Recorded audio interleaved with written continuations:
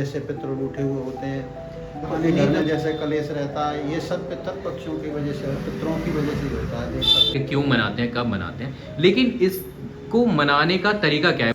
इस शो में आप जान सकते हैं कि पूजा करने की असली विधि क्या है, सही विधि क्या है। अपने नक्षत्र, अपने सितारे और अपना भविष्य जान सकते हैं। सब्सक्राइब करिए चैनल को और कमेंट करके पूछिए कोई भी अपना सवाल। जय श्री राधे राधे। आज मैं आपको मिलवाता हूँ सीताराम शर्मा जी से, जो कि एक छोटे से मंदिर के पुजारी हैं, लेकिन आप लोगों को बहुत ही अच्छी इन्फॉर्मेशन देने वाले हैं। देखो, श्राद्धों का अब समय चल रहा है, पितरपक्ष में ही श्राद्ध मनाए जाते हैं। और श्राद्धों में सबसे पहले पितरपक्ष में ब्राह्मणों को बुलाना चाहिए और शुद्धिकरण सबसे इसमें पहले है।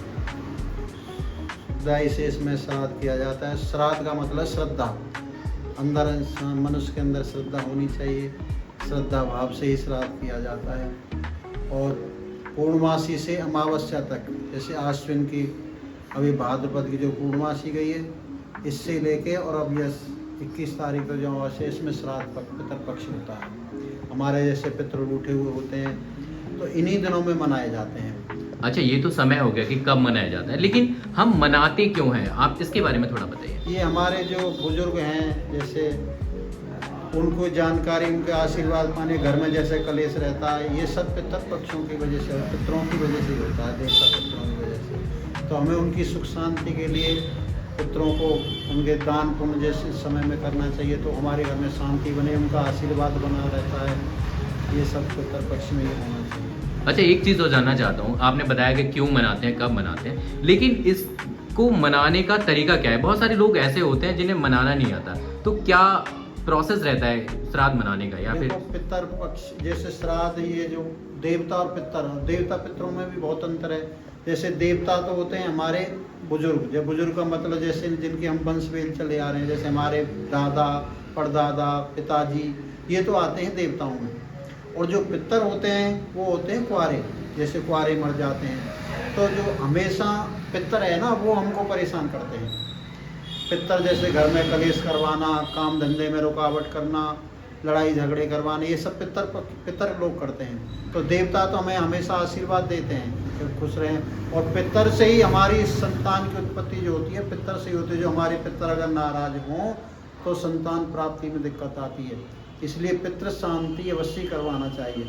और पितृ शांति के लिए तो उपाय होते हैं बहुत अच्छे अच्छे। हाँ, तो प्लीज़ उपाय बताइए ना, लोग जानना चाहते हैं कि क्या ऐसे उपाय हैं जिनसे पितृ शांति मिल सके। देखो, पितृ शांति के लिए सर्वश्रेष्ठ उपाय है, जैसे भागवत की पोथी रखवाओ। अब जैसे श्राद्ध पक्ष चल रहा है, पोथी पाठ करवाओ भागवत की, सबसे नॉर्मल उपाय तो ये। तो उसके बाद में पितृ गायत्री होती है, ब्राह्मणों द्वारा वो गायत्री अनुष्ठान कराओ। और अमावस्या नहाएं जोड़े से पति पत्नी, उसकी सुख शांति के लिए। और 16 श्राद्ध लगातार पितर को मनाने के लिए सरल उपाय है कि 16 दिन पूर्णमासी से लेकर अमावस्या तक 16 दिन होते हैं। उसमें क्या करना चाहिए, एक कुआरे ब्राह्मण को, जैसे ब्राह्मण की उस लड़के की उम्र हो 16-17 साल, उस लड़के को शुद्धाई से डेली घर पे बुलावें।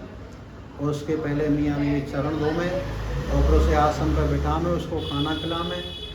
और डेली उसको नया नया पकवान, आज कुछ ऐसे करके 16 दिन तक उसको लगा कर लास्ट वाले दिन को दक्षिणा दें, उसे खुश करें। तो ये हमारे पितर उससे जल्दी प्रसन्न हो जाते हैं और मन वांछित फल देके जाते हैं। ये पितर का उपाय है। अच्छा, चलिए, बहुत बहुत शुक्रिया। श्राद्ध में और कौन सी ऐसी बातें हैं जो ध्यान रखनी चाहिए।